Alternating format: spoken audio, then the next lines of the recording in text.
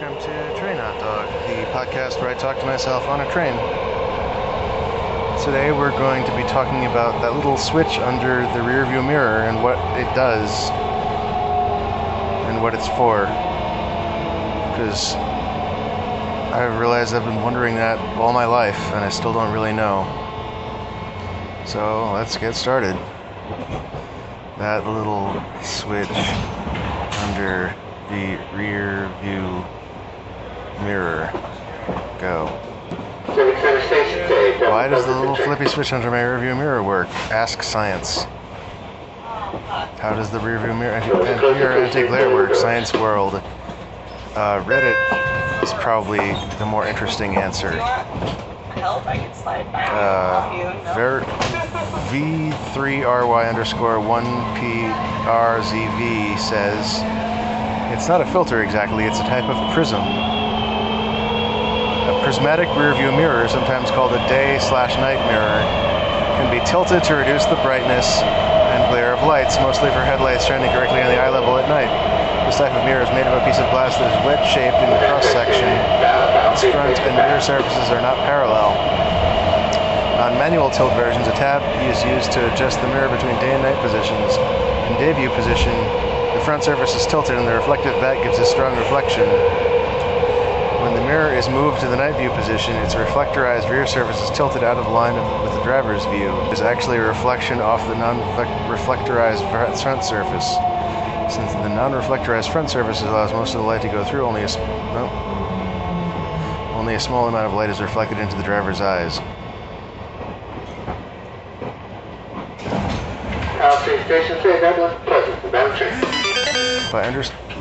Winnick says, so if I understand you correctly, it's not taking advantage of any neat prism effects, just placing a weak mirror in front of a stronger one. Blue Looney says there is no mirror in night mode during the day. The light reflects off the shiny stuff behind the glass, and at night the light reflects off the glass itself, which is a crapper reflector.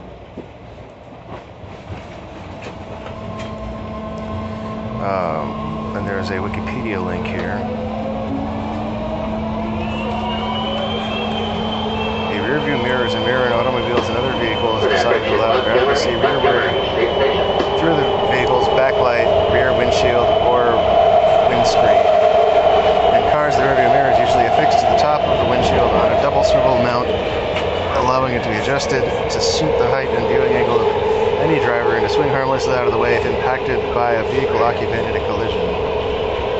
The rearview mirror is augmented by one or more side view mirrors, which serve as the only rear vision motorcycles and bicycles. History, augmentations and alternatives, anti-glare, trucks and buses, motorcycles, bicycles, aircraft, computer monitors, vanity mirrors.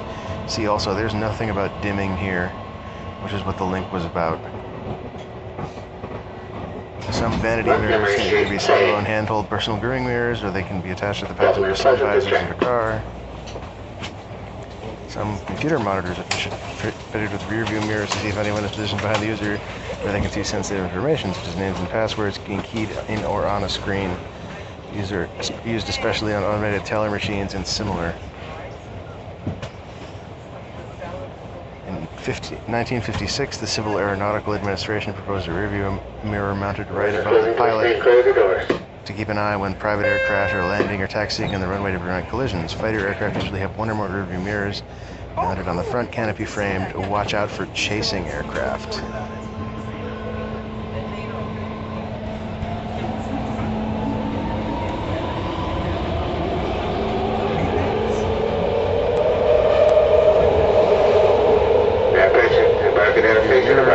Oh, that's what I was just looking at.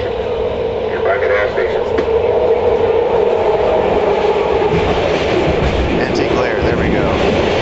A prismatic rearview mirror, sometimes called a day-night mirror, can be tilted to reduce the brightness and glare of lights, mostly for high-beam headlights and vehicles. This is like exactly what the Reddit post said. Manual tilt day-night front mirrors. Mirrors first began appearing in the 1930s and became standard equipment in most passenger cars and trucks by the early 1970s. So is there an automatic one? Yeah, sounds good. See you, man. Prismatic. Oh, that just says what a prism is in geometry, which is not what you need. Not even applicable to the...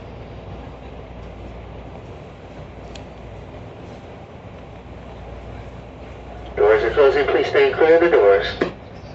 Alright, the obvious place to go from that here is Yahoo Answers. Why do the rear view mirrors have that switch on them?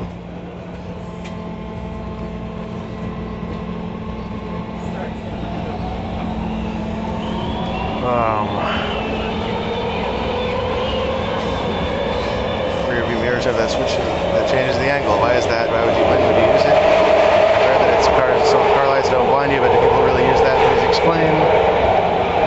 Mags question mark M Canas leader writes, do dim headlights in your rear view mirror when they're too bright? Mine is automatic, so I don't ever notice if I use it or not. Huh. Like, does it automatically move? Automatic rear view mirror. I'm gonna search for that. Okay, we got treat dispensers. It's not what I wanted to look for.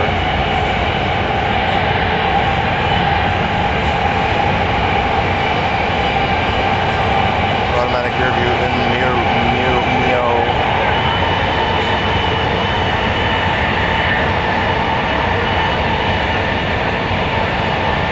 Auto-dimming rear view mirror, ship free plus giant selection. Wedge base auto-dimming rear view mirror. Auto-dimming rear view mirror. Rear view mirror, auto-dimming rear view mirrors. Yeah, here's like a bunch of people selling auto-dimming rear view mirrors, but no one's talking about what they are and how they work. Oh, good. Auto. It also refers to cars, so that's what I'm getting a bunch of responses where the only usage of auto is in automobile.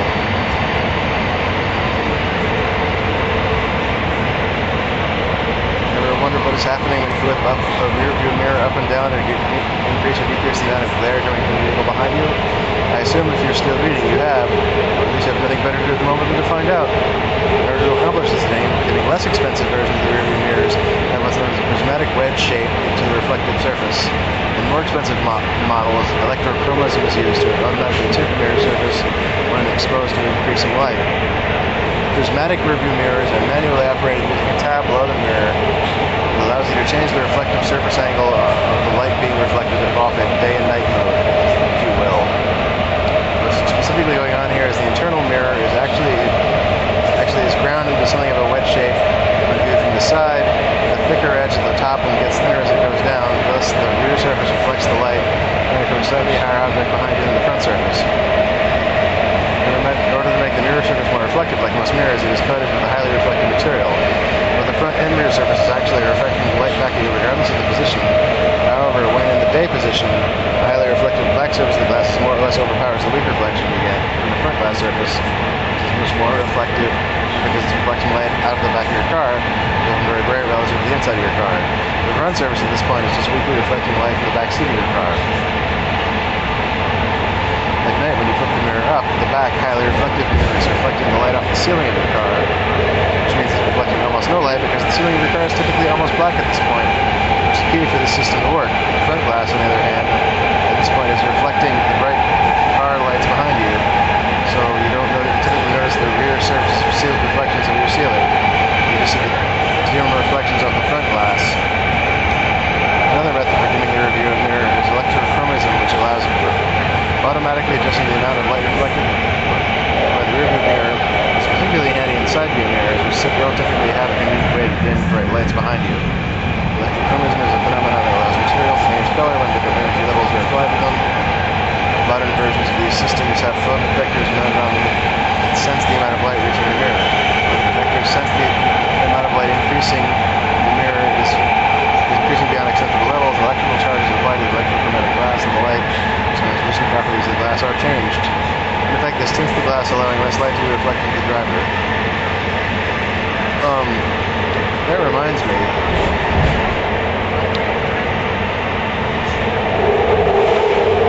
Why do they call it a moonroof now? Moonroof.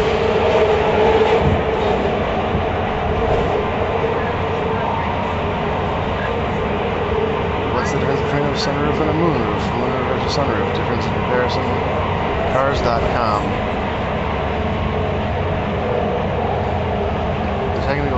There's a technical difference between a sunroof and a moonroof. Most everybody uses the terms interchangeably. First off, both are panels on the roof that let light or fresh air inside the cabin. Getting down to details, though, a sunroof is typically a solid body colored panel that pops up or is removable. A moonroof is a type of sunroof except it's a sliding glass panel. The majority of new cars have moonroofs, as what considered sunrise style.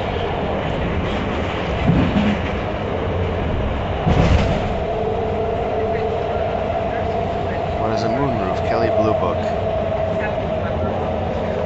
Moonroof is also sometimes referred to as a sunroof, but they're generally accepted because of the two. The moonroof includes tinted glass panel. It is actually an additional window that is positioned on the roof of your car. A sunroof contains a metal panel that is capable of retracting into or above the roof.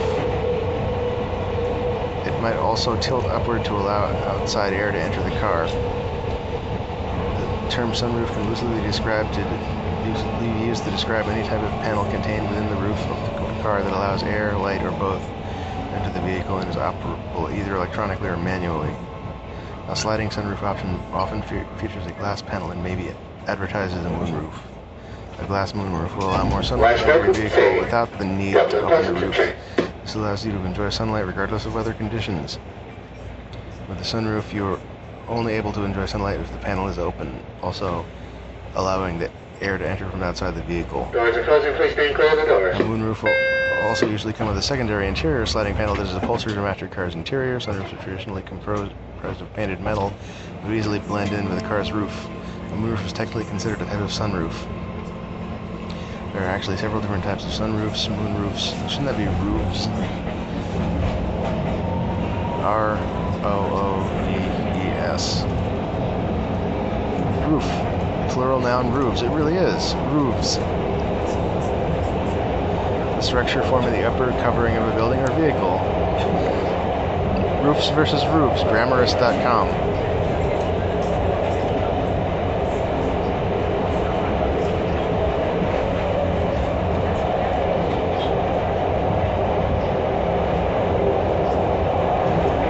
Roofs is the plural of roof in all varieties of English. Roofs is an old secondary form, and it still appears occasionally by analogy with other irregular plurals such as hooves, but it is not common enough to be considered an English standard. 211 comments. People really care about this. I'm 50, and roofs will always be standard to me. Who's the idiot that misspelled it in the first place? I bet it's a liberal. They're just trying to rewrite history. That was Taz writing in 2014.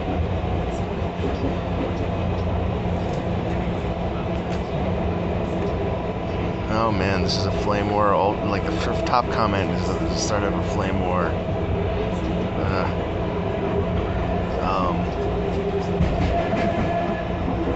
What happened to roofs? Why is the sky blue? Fun trivia. What is the roofs? What am I doing? Why am I reading anything that's not Yahoo Answers about this? Roofs Yahoo Answers. Is it roofs or roofs? Charleston suspects a life troubled road to radicalization. Federal charges include hate crimes for accused shooter. Oh, there's a guy named Roof. Even though I searched for roofs, they think I want to know about Dylan Roof. What is the plural form of roof? I used to think both of the forms are used, but just to be sure, do any of you know? Best answer, Vamp 6 years ago writes, you spell it roofs, but pronounce it roofs. Ray G writes 6 years ago, roofs. Out of geeky interest, there's actually a thing called a roove, a washer, also called a burr, secures one end of a rivet, and the plural of that is roofs. ASDFGJKL 6 years ago writes, roofs. Do you feel guilty about panic prayer? Quick story about stress filled my day, my panic prayer and subsequent guilt, without revealing too many of the unpleasantries.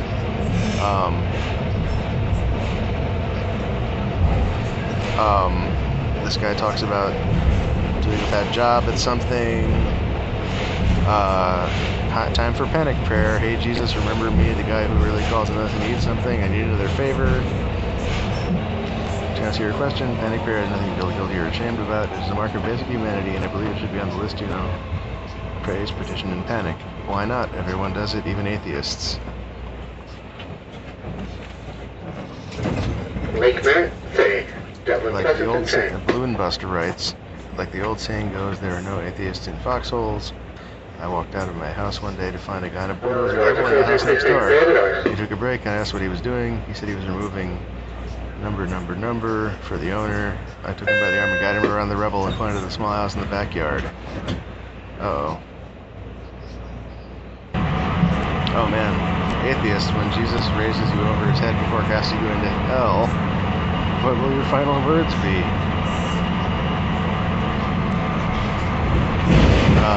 Answers. S writes, how should I know? They're your recurring fantasies. Oh, and here's like a guy who says, well, I'm agnostic, but then like he's got like a 2-paragraph like denouncement of how Jesus is running the world. Friends, oh God, I'm 15 years old. He is my first boyfriend. At first I thought he was cute and sweet, but then he started talking about God all the time, and now he won't shut about it. I think that God is only a fairy tale from the real old days, and nowadays people should believe in science instead. Oh, this guy's suggesting show him inconsistencies in the Bible. That's going to turn out great.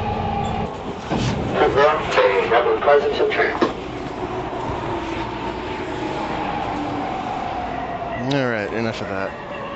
I'll talk to you guys next week.